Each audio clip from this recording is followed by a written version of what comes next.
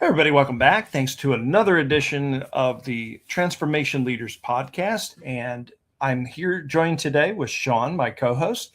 And today we're going to talk to you about the state of local large language models, but specifically the hardware and kind of how things have changed or are going to change, and maybe depending on the industry and things of that nature. So Sean, if you don't mind, why don't you kick us off and get us started and talk to us a little bit about the hybrid local reality here? Yeah, so today a lot of people are consuming an obscene amount of cloud services when it comes down to AI.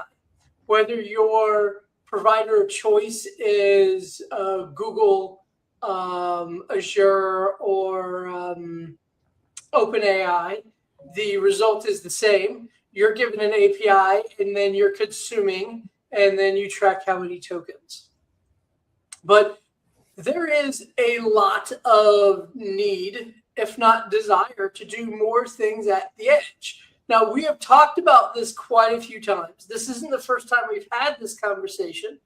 There is a wonderful guide, David, that you wrote that showed you how to install this on your local PC. But there are more models coming out, much smaller language models that are coming out that do a great job at the majority of what you would use them for today. And the use cases are amazing. So what I wanted to do is kind of take the audience through what this technology is and what is available today. So there's many reasons to be local when it comes to large language models. By far, it is security. Security is the number one pushback you're going to get from the organization when you're deploying AI. They're going to say, hey, we don't want to leak data. Well, you get an agreement with the provider that they're not going to use your data to train with. Okay, fine. But there's more than just that.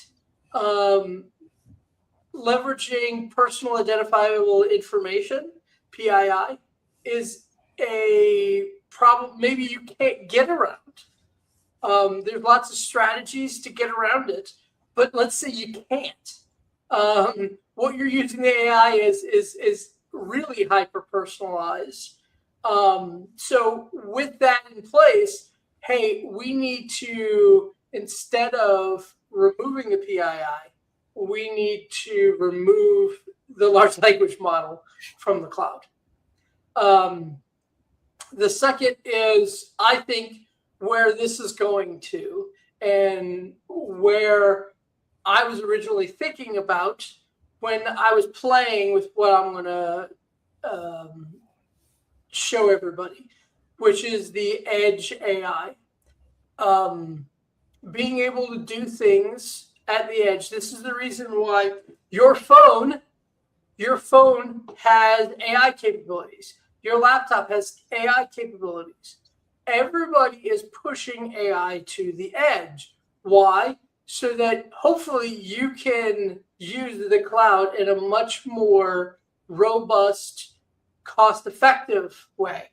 If every query you have of what's today's date, why is the sky blue? All the easy stuff that is very straightforward. If that is all being done in the cloud, you're going to have an enormous cloud problem and a cost problem. So pushing AI problems out to the edge is something that everybody wants to do. Now, last but certainly not least, there's people out there who are big into home automation. There are people who are looking for automation in an industrial capacity, and being able to take the power of a large language model and place it on a small portable device so that you can install it just as you would any kind of IoT device on your shop floor could be very beneficial. So again, everybody talked about the cloud opportunity, but there is another opportunity which is rolling out of the edge. David? Yeah, one of the use cases that we ran across late or maybe October timeframe of late last year was for a client. One of the reasons that they were pushing to go local, they didn't have a requirement to go local, but and when I say local, all right, so local's a relative term.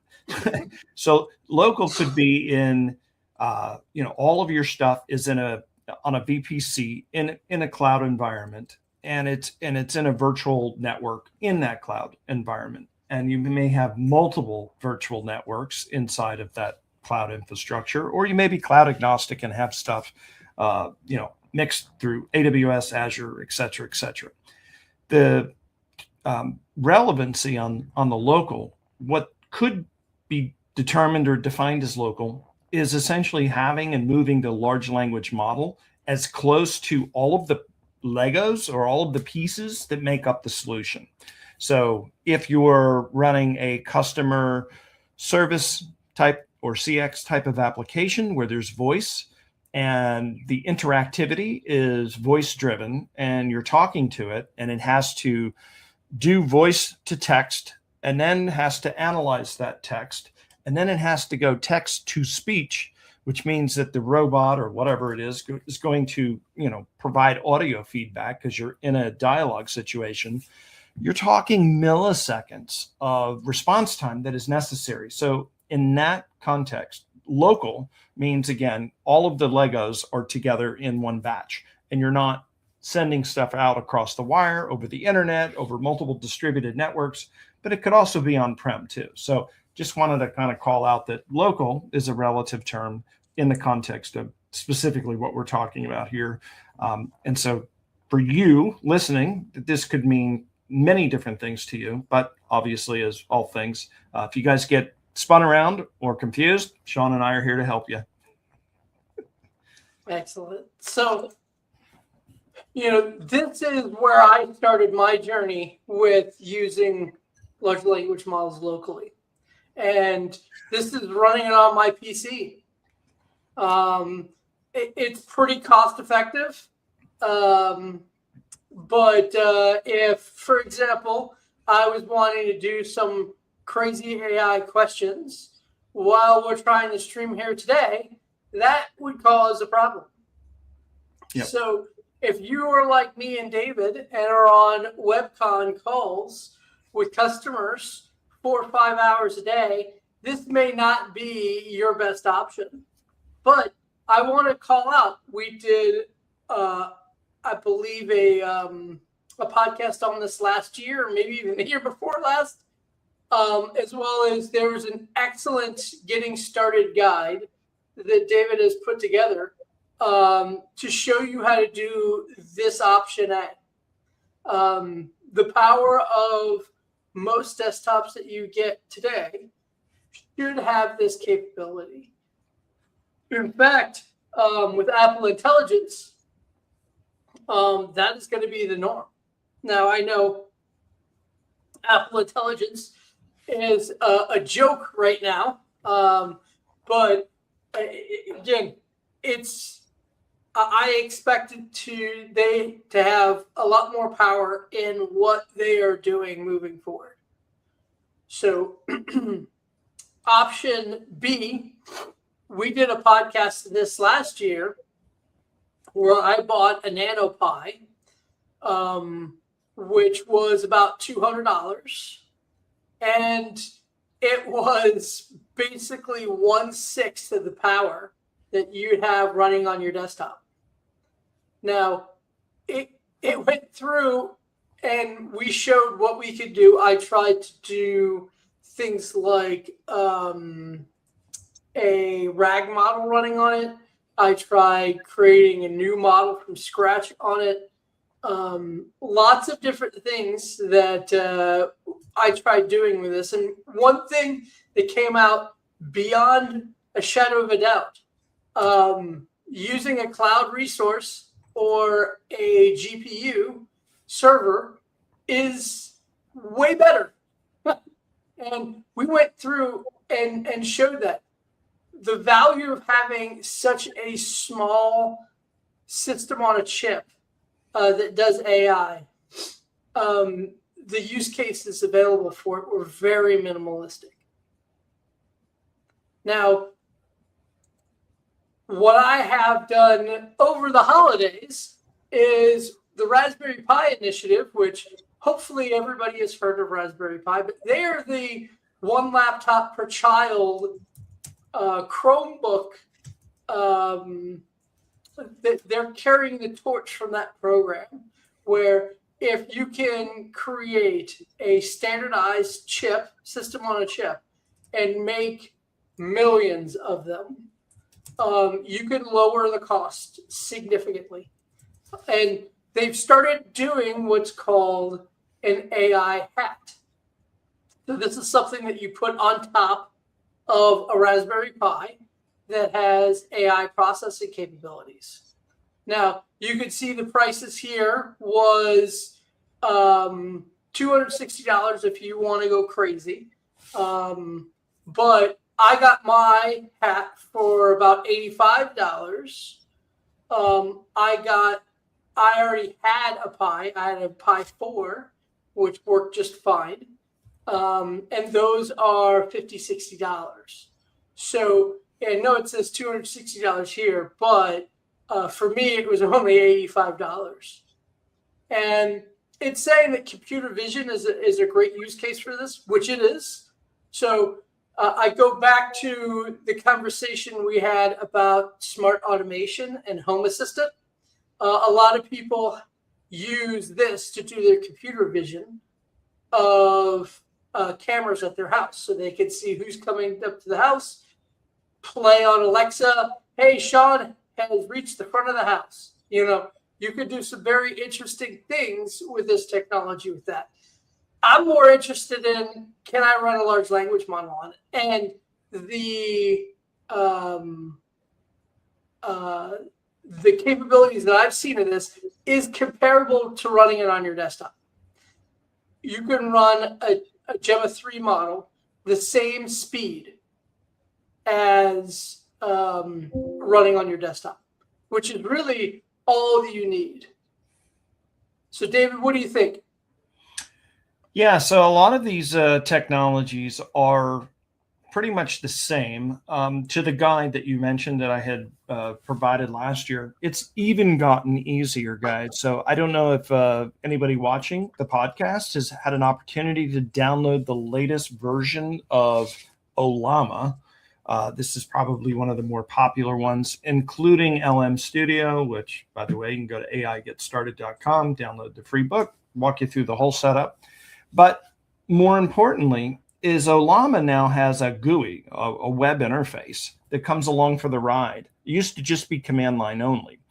And the changes in Ollama make it so easy for anybody to just play and get started. So you download it, you install it. Now you have literally a chat environment. More importantly, though, through the open sourced large language models provided by OpenAI, it's the OSS series, they now, Ollama does, and I'm going to put a disclaimer, air quote, you have to register for an account. It's free, but you do have to sign in order to use this feature. The point is, if you've got a really slow machine, so this Raspberry Pi hat is one of these use cases where maybe you don't have a lot of power on it, but it has internet connectivity and you're simply just using it for edge compute or a node on the edge.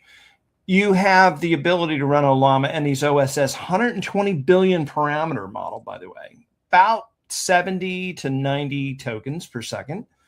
And and I'm going to have to put another disclaimer after I tell you this, but the point is you can run that model now, not on the local inference. You run it off the cloud hardware. Now, here comes the disclaimer. This circumvents everything we talked about, which was the number one reason that you'd want to pull this local, and that is security. So if you run something like Ollama and you use the OSS model where Ollama is the one doing the hosting, you're sending your data out over the wire and the whole thing's pointless. So just you got to keep an eye on all of this stuff because all of these moving parts are constantly moving. So to each and every one, whatever you're running, just make sure that it's spec to the hardware and that the hardware can do it. And test is the number one thing. The other thing that's out there too, as far as solutions that lend itself really good to running on a Raspberry Pi, is if you go to the LLM.ai, this is a production / enterprise way of running large language models, not with a user or graphical interface. It's similar to a Llama, but it's geared towards enterprises. So if you're an enterprise customer and you're looking to put something in your cloud or bring something local, run the LLM. It is the engine that you can put a large language model in it, and there's a plethora out there on Hugging Face that you can download and interact with it. But the key here is that this particular server will lend itself really nicely to those smaller hardware. Now, I personally have a Raspberry Pi. I haven't broke that out in a long time. I think it's a 4 or something or other, about 8 gigs of RAM, run Linux on it. And the other thing that I have is the Mac Mini. And so I've played with all of those. And these technologies that I just called out work really, really well to run these local large language models, keeping you with the security. But again, another way, if you're not too concerned about the security, but you're worried about the performance on something like a Raspberry Pi, you get the advantages of the Pi to the edge, but you get the 96 to 70-ish tokens per second by using or offloading something like the OSS models that are hosted through a Llama. So a couple of different ways to configure it. I know it's a little bit more technical perspective and not necessarily a strategic conversation, but these are some of the challenges that Sean and I have seen over the last couple of weeks, days, months, and years. And so as this evolves, you're just going to have to continue to watch podcasts like this that'll keep you in the know, because Sean and I are on the front lines trying to see what makes this stuff work and tick and break. Yep. And this is now a very useful option. Number one is this is Raspberry Pi. This isn't some weird unknown Chinese company like Friendly Electric, which you have to pay an enormous amount in tariff costs to get their hardware now. It matches up to a lot of the hardware that has already been pre-existing for over a decade. And it sips power too. So, that is a good reason versus, I bought a 24 gig GPU last year and that was $800. And I was lucky to get it for $800 because now it's $1,600. This hardware is getting more and more expensive. I don't know if any of you are aware of the current prices for RAM. Things are getting incredibly painful in that arena. Well, what is remaining the same is the Raspberry Pi. So you could get a 16 gig Pi 5 for $145 new. And I think it costs 16 gigs for a stick of memory. For 16 gig stick of memory is like $200 right now. So that should get you a good understanding of what's what. But what is powerful in this option is it is portable. I think I have mine with me right now, right? You could throw this into your laptop case, right? Plug it up. You could power it from your laptop and have this working for you whenever you need it. So this is the new option. Now, here's the other thing that I was playing around with. I just got interested. If you go to SeanEnnis.com, if you go to some of the other sites that I have, I host using Ionis. They have VPS options for $474 a year, which is $40 a month. You can get a 12 vCPU, 24 gigs of RAM system. And so that's basically almost double of the Pi, except it's in the cloud and it's paying for it and has internet access and everything that you need. And that server does less than what that little Pi does. So specific hardware does matter. And this hardware is changing. I probably in 6 months, there'll be a new one that I want to showcase in the podcast around this, because I believe that a lot of the experiences that we're all going to be asked to do are going to be at the edge. So just to kind of summarize everything here, using your Mac Mini or your desktop, this could make it very easy, but it could interfere with what you're doing. The Nano Pi, it is very efficient, but it is not very performant. So you would use it where you're not hoping to do anything real time. And even batched, it would have to be minimalistic. The Pi 5 with the AI hat, that is an extremely good option for anybody looking to do it. The VPS is really, if you want to put it in the cloud. Now, the cost to get a GPU in the cloud right now is hundreds, if not thousands of dollars a month. So there's a reason why the majority of people use the cloud services. And here's a really good example of that. So when you're thinking about your use case and you're like, hey, we can't use the cloud services that everybody else uses, the cost is going to be pretty significant. The challenges you're going to have are going to be very significant. This is why people are using the cloud services. Does that make sense, David?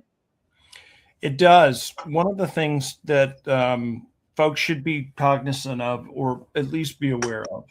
So if anybody's familiar with some of the players in AI, Jan LeCun, who works at Facebook, or did work at Facebook, he's left. One of the fathers of AI, specifically in creating algorithms and things of that nature. He and a couple of other, we'll call them colleagues in the larger, wider sense, are essentially just released a paper. I don't remember the name of it, but I can summarize and give the gist of it.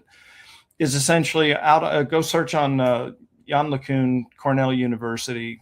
They host a lot of these technical papers. But the long story short is the way that tokens are compiled and used, and the whole tensor and compiling large language models, and the way that large language models work with predictive analytics and tokenization, and the hardware requirements required to run this. There is word towards third quarter of last year is that they've essentially hit a brick wall. Their performance is getting negligible and more and more negligible. And so be prepared probably towards the middle, maybe third quarter. It seems like, we go to sleep, we wake up and there's something new. But nonetheless, I would say sometime this year in 2026, expect that algorithm that they're all working on and the way and how large language models work, which means all of the hosting components, all of the things like Raspberry Pi that Sean's talking about, all of these other hardware assets, they're going to become even more powerful because they will require less energy, they'll require less compute, and they'll simply just have an operational scale that is unbelievable. Instead of predicting that word in tokens, the way that this algorithm and technology is going to work. It's more along the lines of neural networks, essentially, is how it works. And it's like, has great promise, but it's not quite there yet. Worst case scenario, they hit a brick wall there too, and it might take a little while longer. But this is just one out of many things. The only takeaway I'd say to take away from everything I'm trying to tell you is that change is the only guarantee that is coming. So definitely keep up to date again with all of the different podcasts, this podcast, other podcasts as well. And make sure that if anything, that you don't lock yourself into hardware if you're making big acquisition changes, because this stuff, think of hardware as ubiquitous. It's out there, it's there, whatever. To Sean's point in Ionis that he hosts, I happened to notice, because I wanted to make sure when we put this slide together, I just double checked pricing to see how it was. And I was very surprised at the pricing, especially the size of what he had. I use Vulture, I use Linode, and I use AWS. And so when I saw those prices that Sean had in the slide that we had prepared for you today, I was like, damn, that is super, super cheap. So I went up there and I looked, and it's even cheaper than what Sean had. They have a 36-month deal. It comes out to about maybe $34 or $36 a month, but it's a 3-year commitment.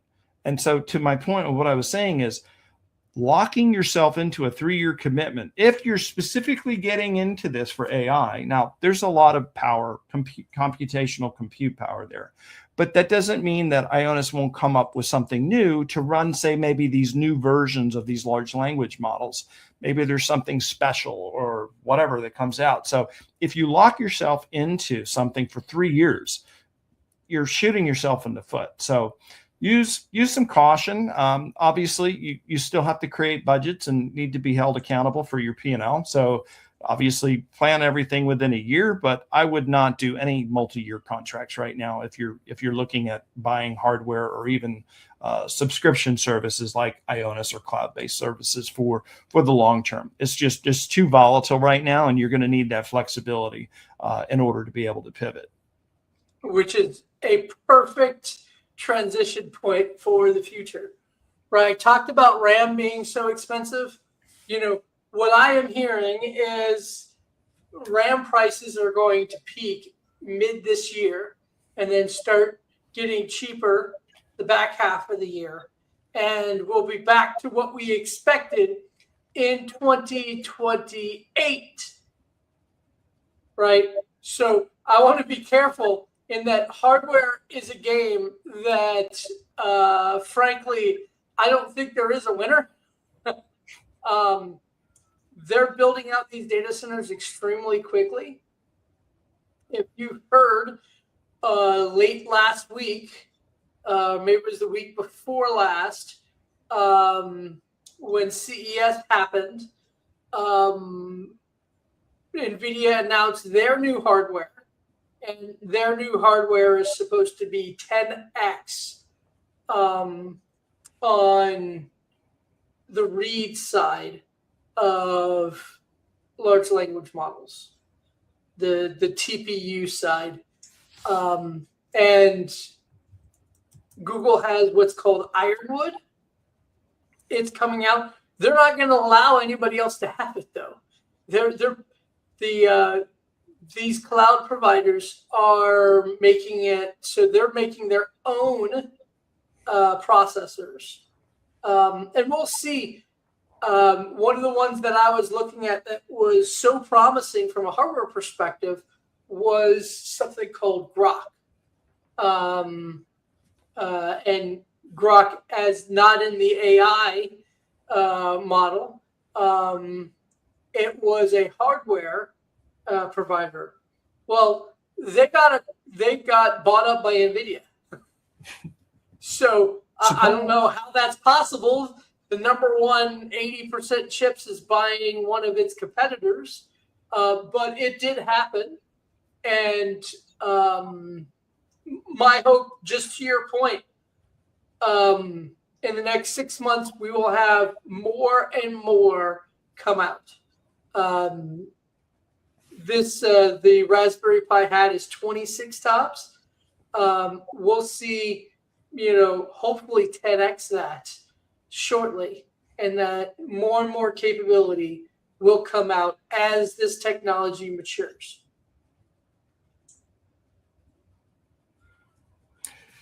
So with that being said, we have a whole array of guests coming up for the future here. We're still working on meeting with those folks, trying to get those shows set up.